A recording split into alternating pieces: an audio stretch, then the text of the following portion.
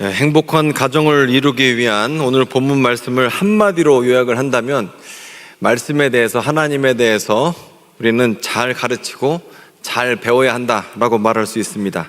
뭐라고요? 잘 가르치고 내가 잘 배워야 한다라는 거예요. 가르치고 배워야 한다는 겁니다.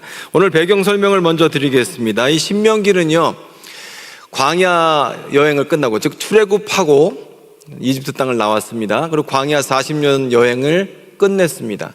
그리고 모압 평지에서 그동안 베푸셨던 하나님의 은혜를 생각하면서 선포된 설교가 신명기 말씀이에요. 근데 특별히 신명기 6장에서 이 얘기를 간단하게 얘기를 하면 하나님의 말씀을 잘 가르쳐야 된다는 거예요. 그리고 잘 배워야 한다는 것입니다. 왜요? 풍요가 벌어질 것이기 때문에 그렇다는 겁니다. 우리가 인생에서 풍요가 무서울까요? 아니면 이 곤고와 삶이 괴로운 고생하는 게 무서울까요? 근데 고생할 때는 사람이 아주 망가지지는 않습니다. 하지만 풍요를 겪으면, 형통을 겪으면 사람이 망가지는 경우가 많다라고 얘기를 합니다. 하나님께서 이스라엘에게 풍요를 주시겠다는 거예요. 그리고 그 풍요 가운데 너희들 조심해야 된다는 거예요. 왜 조심해요? 풍요는 잊어버리게 하거든요. 여러분, 이 풍요라는 게 무섭습니다. 그래서 성공하고 형통하는 게 고생하는 것보다 훨씬 더 영적으로 무섭다라는 것이죠. 자, 하나님께서는 이스라엘 백성에게 이렇게 얘기하십니다. 하나님께서 오늘 10절 말씀을 보면, 맹세하신 땅으로 너를 들어가게 하시고 내가 건축하지 아니한 크고 아름다운 성읍을 얻게 하시고 내가 채우지 아니한 아름다운 물건이 가득한 집을 얻게 하시며 내가 파지 아니한 우물을 차지하게 하시며 내가 심지 아니한 포도원과 감람나무를 차지하게 하사 내가 내게 배불리 먹게 하실 때. 언제예요? 가장 좋은 거예요. 내가 하지 않았는데 우물도 없고 아름다운 집도 없고 성읍도 없고 그 다음에 심지 않았던 포도원과 감람나무를 얻게 될 그때, 고생하지 않고 큰 복을 얻게 됐는데 그때 배불러진 다음에 조심해야 한다라는 것입니다. 그래서 잊지 않기 위해서 가르쳐야 하고 배워야 한다라는 것입니다. 그런데 여기서 특징적인 키워드가 3개 있습니다. 들으라, 사랑하라, 가르치라. 먼저 들으라. 하나님께서 말씀하세요. 이스라엘아 들으라. 우리 하나님 여호와는 오직 유일한 여호와이시니. 우리 하나님에 대해서 선포하고 있습니다. 즉 우리 하나님은 어떤 분이세요? 오직 유일한 분이시다. 주권자이시고 온 세상을 통치하는 분이시다. 들으라는 거예요. 하나님이 어떤 분이신지 들어야 하고, 두 번째로 사랑하는데 마음을 다하고 뜻을 다하고 힘을 다하여 사랑하라. 우리 신앙생활을 어떻게 보면 습관적으로 하는 경우가 있잖아요. 주일이 됐으니까 교회 와야지. 밥 먹기 전에는 식사기도 해야지. 이건 사실 어떻게 보면 습관적으로 무미건조한 건데 그게 아니라 사랑하라는 거예요. 하나님을 어떻게 사랑하냐면 마음을 다하고 뜻을 다하고 힘을 다하여 하나님을 사랑하라는 것이죠. 우리가 부부 생활이든 사랑하는 연인 관계든 부모 자식 관계든 어떤 관계든지 간에 보면 사랑하는 건 좀 다른 것 같아요. 사랑하는 건 마음이 막 뜨겁고 기쁘기도 하고 또 그 사람의 말 때문에 내가 이렇게 감동받기도 하고 이런 능동적인 관계인데, 하나님과의 관계에서 마음을 다하고 뜻을 다하고 힘을 다하여 하나님을 사랑하라, 그렇게 말씀하고 있어요. 그리고 거기서 하나 더 가르치라는 겁니다. 하나님을 가르치고 주의 말씀을 가르치는데 그 말씀을 어디에서 가르치냐면 집에 앉았을 때든지 길을 갈 때든지 누워있을 때든지 일어날 때든지 이 말씀을 강론하라. 이 얘기는 날 잡아서 하지 말고 매일매일 하라는 겁니다.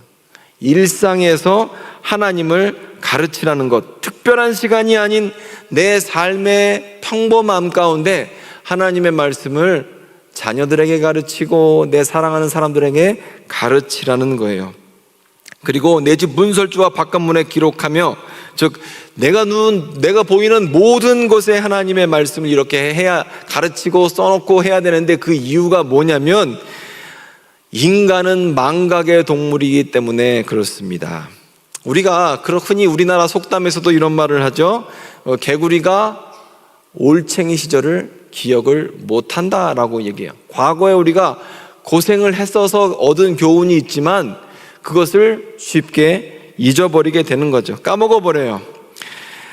그래서 하나님께서 우리에게 복을 주시면 하나님께서 옛날에 내 삶 가운데 행하셨던 모든 기적을 잊어버리기 때문에 망각하지 마라, 잊어버리지 마라고 말씀을 하신 겁니다. 그러기 위해서 가르치고 배우라는 겁니다. 우리가 가르치고 배운다라고 얘기할 때, 저와 여러분은요, 오늘 성경에 따르면 가르치고 배우는 사람이에요. 그래서 1절부터 9절까지는 우리가 가르치는 사람이고, 그리고 10절부터 25절까지는 배우는 사람에 대한 얘기거든요. 그럼 가르치고 배우는 사람이요. 저와 여러분은요, 가르치는 사람만이 아니고, 배우는 사람만이 아니고, 두 가지를 다 하는 사람입니다. 우리가 가르친다, 배운다라고 얘기할 때 이걸 한자로 교육과 학습이라는 단어를 사용합니다. 교육이라는 말은 가르칠 교, 그 다음에 육자는 기를 육자를 써서 가르쳐서 기르는 걸 교육, 먹여서 기르는 것을 사육이라고 그래요. 그렇잖아요? 동물은 우리가 사육한다고 그래요. 먹여서 기르는 것. 그리고 사람은 교육, 가르쳐서 기르는 걸 교육이라고 얘기를 하죠. 그러니까 우리는 자녀들에 대해서, 그리고 또 여러분이 사랑하는 사람에 대해서 가르쳐서 자라나게 하는 사람이면서 동시에 학습, 교육과 학습이라고 할 때 학자는 배울 학, 익힐 습. 내가 학생으로서는 배우고 가르쳤으니까 배우고 익힐 습, 익혀야 되는 것이죠. 이게 두 가지가 조화가 되어야 됩니다. 그러니까 저와 여러분은 가르치는 동시에 가르치는 의무와 배우는 의무를 두 개 다 해야 하는 것이죠. 자, 근데 저는 여기서 오늘 좀 학습, 이 배우는 의무에 대해서도 좀 강조를 해볼까 합니다. 우리가 좋은 학원을 쫓아다녀요. 애들 키울 때 좋은 학원, 좋은 학교를 애들 보내려고 해요. 좋은 선생님 밑에서 영향을 받게 하려고 합니다. 잘 가르치면 애가 공부를 잘할 것이니까 좋은 선생님 밑에서 애 배우는 것을 이렇게 선호한다는 거예요. 그러나 또 중요한 게 뭐냐면 배우는 사람이 잘 배워야 합니다. 그렇지 않습니까?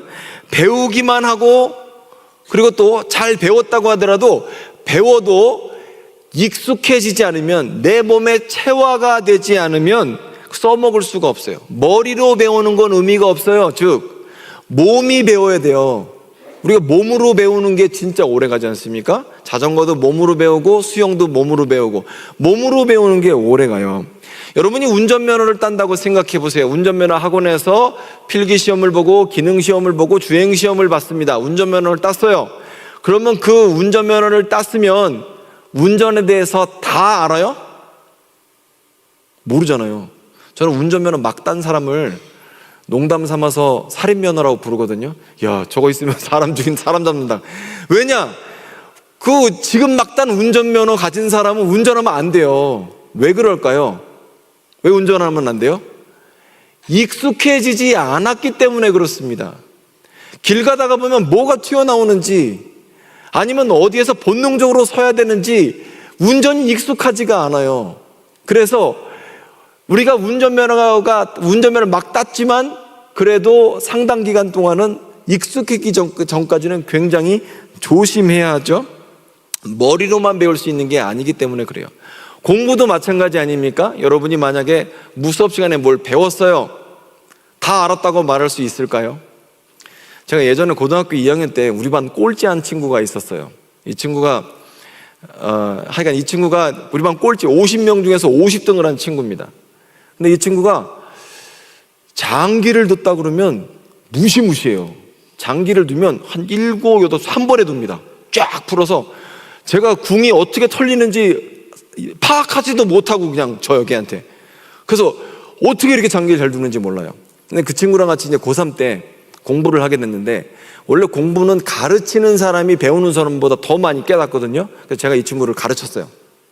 그리고 나중에 이 친구는 이제 삼수를 해서 그때 수능을 엄청 잘 못 봤어요. 못 봐서 서울시립대 경제학까지 경영학까지 갔어요. 특차로도 붙었는데 하여간 나중에는 공부를 잘하게 됐죠, 이 친구가. 근데 어느 날인데 고3 때가 됐는데 얘가 문제집을 책을 읽더니 창룡아, 내가 물리에 대해서 다 알았어 이러는 거예요. 그 무슨 뜻이야 그랬더니 물리에 대해서 다 알았어. 그래서 제가 문제집을 딱 주면서 문제 풀어봐 그랬더니 10개 풀었는데 9개 틀렸어요.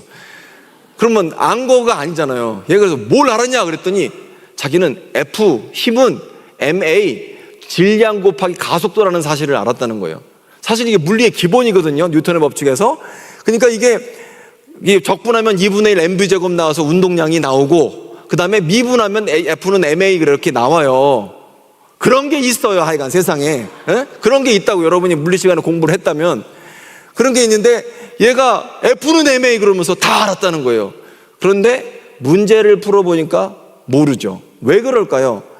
우리가 가르침으로 머리에 넣은 걸 안다고 말할 수가 없어요. 내가 그걸 익숙해야 풀 수가 있어요. 모든 게 다 그렇다고요. 여러분이 운동을 배우시든 악기를 배우시든 피아노를 배우시든 무엇을 배우든 익숙해져야지만 그게 진짜 내 거가 되는 겁니다. 제가 그 좋아하는 책 중에서 전투 감각이라는 책이 있습니다. 이 책은 서경석 장군이라는 이 중장으로 3스타 장군님이 쓰신 책이에요. 1991년에 출판된 책이고 저는 중고로 구입을 했고요. 그다음에 1999년도에 미국 육사로도 번역돼서 읽힌 책이에요. 이 서경석 장군님은 소대장으로 월남전에 참전을 했어요. 근데 월남전에 참전해서 깜짝 놀란 거예요. 왜 놀랬냐? 월맹군이 배트공이 갑자기 튀어나오잖아요. 그러면 방아쇠를 당기는 군인이 없는 거예요. 다 숨어요. 엎드린다는 거예요. 우리가 생각할 때 너무 당연하지 않습니까? 앞에 저기 타놨으면 총알 방아쇠 당겨야지. 안 그래요. 사람들은 머리로는 총을 당겨야 된다고, 방아쇠를 당겨야 된다고 생각하지만 몸은 지금 숨어요. 뿐만 아니라 장군님이 하시는 말씀이 뭐냐면 수류탄을 던지는데 안전핀 안 뽑고 던지기. 터져요, 안 터져요? 여러분은 어떻게 그런 사람이 있을 수 있냐라고 얘기하지만 실제로 그렇다는 거예요. 안전핀 안 뽑고 던지기. 안전핀 뽑아도 이거 옛날 슈터는 이거 제껴야 되나 봐요.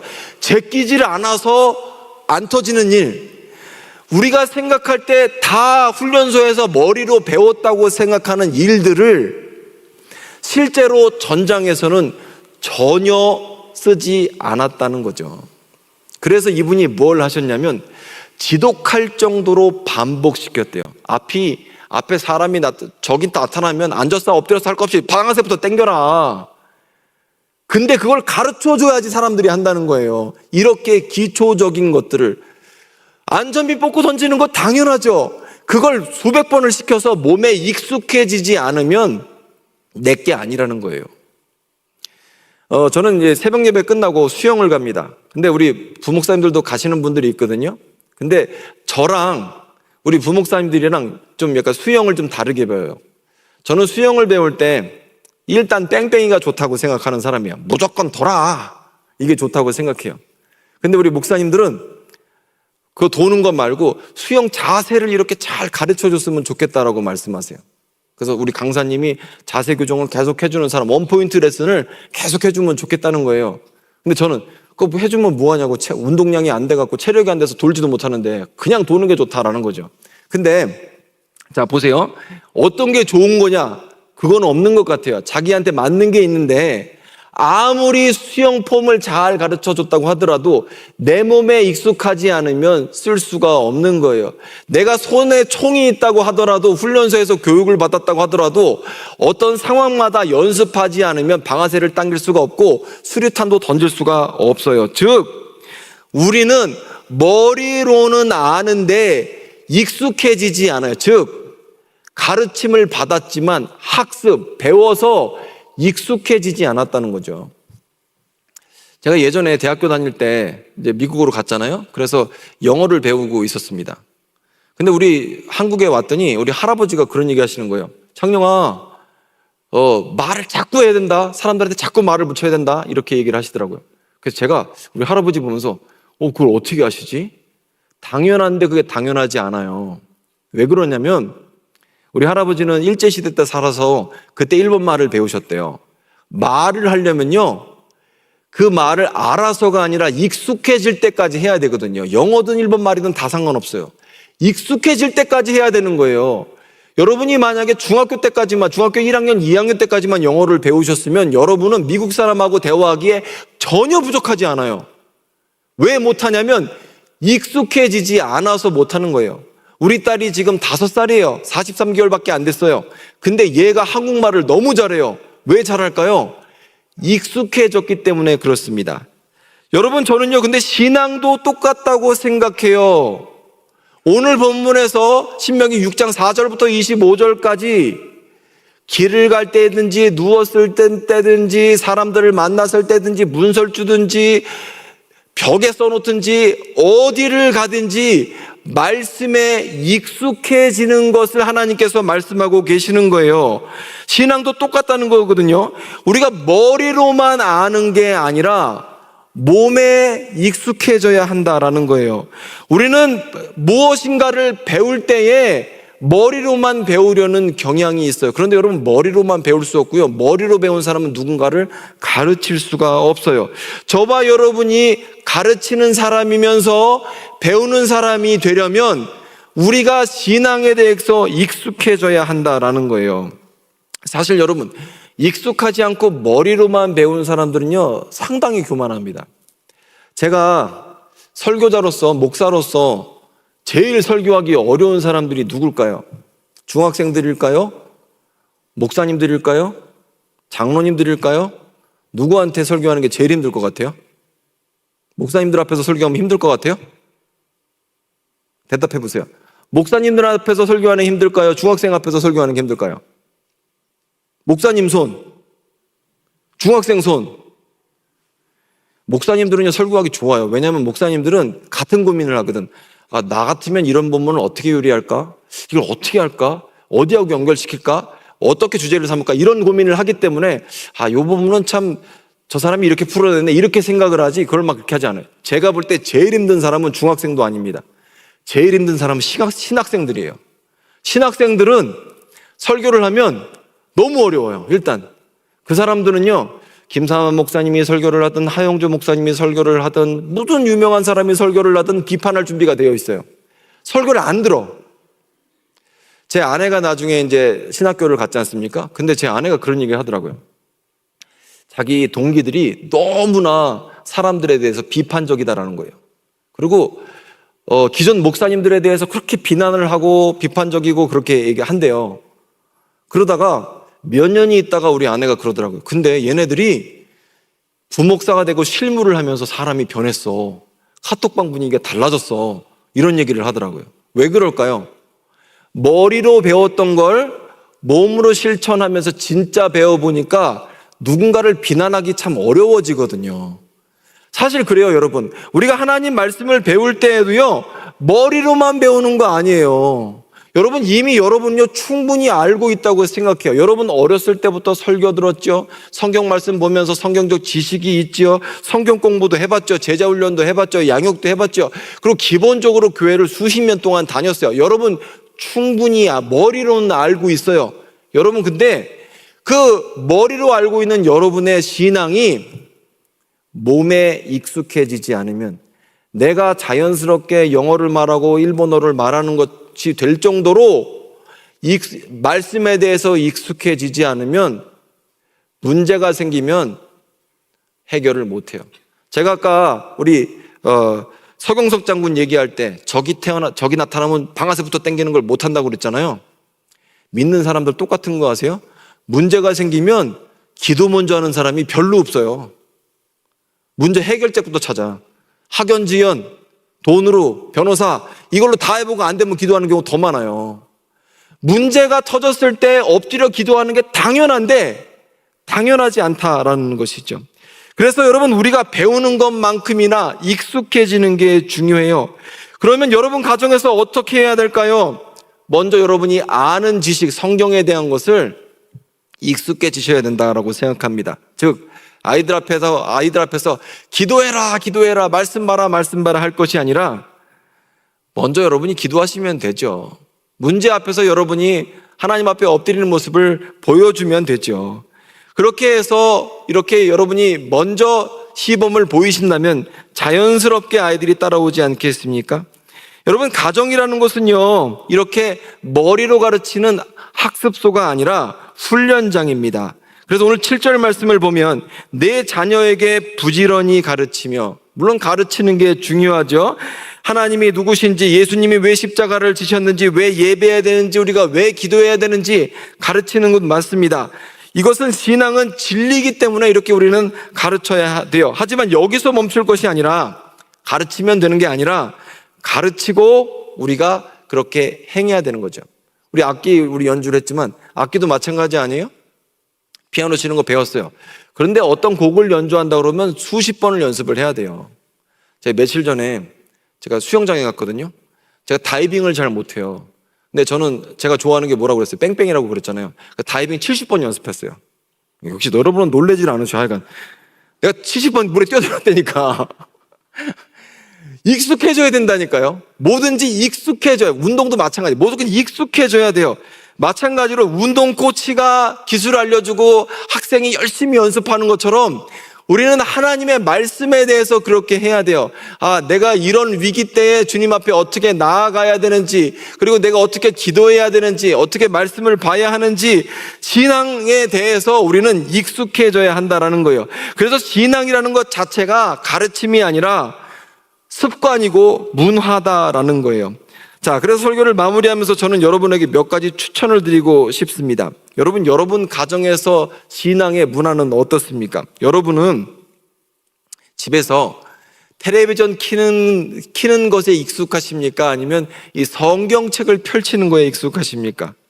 여러분은 성경책을 안 펴고 텔레비전 보면서 애들 보고 성경책 봐라 그러면 애들이 성경책을 볼까요? 안 보겠죠. 여러분은 허구한 날 이 스마트폰을 누르고 계시면서 아이들 보고 공부하라 그러면 애들이 공부를 해요? 그 말도 안 되는 거 아닙니까? 근데 그 말도 안 되는 걸 우리가 하고 있다라는 거예요.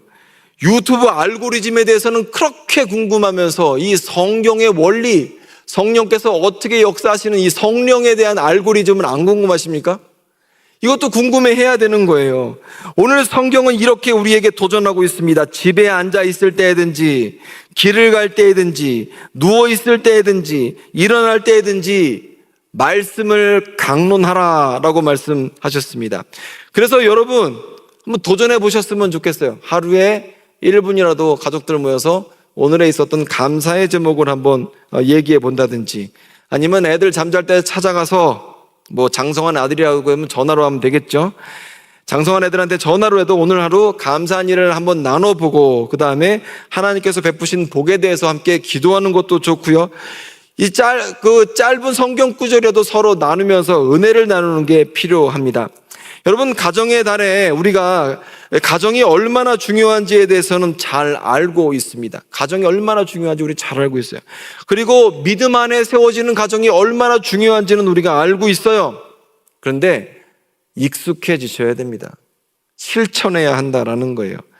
그래서 우리는 마음을 다하고 뜻을 다하여 하나님을 사랑하면서, 신앙은 학습이에요. 배우고 익숙해져야 한다라는 것입니다.